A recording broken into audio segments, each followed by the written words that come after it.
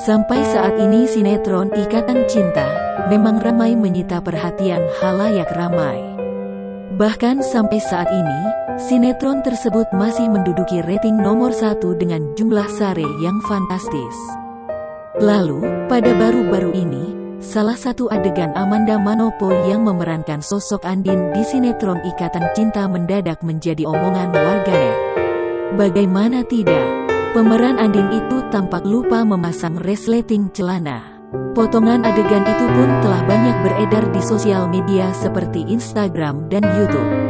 Kini, Amanda Manopo sepertinya sadar dirinya saat ini tengah menjadi perbincangan khalayak ramai. Seolah menanggapi insiden tersebut, mantan kekasih Billy Syahputra itu dalam unggahan terbarunya tampak menyinggung perihal sinetron Ikatan Cinta. Ia pun mengungkapkan perjuangan yang dilakukan oleh para pemain Ikatan Cinta maupun kru yang terlibat.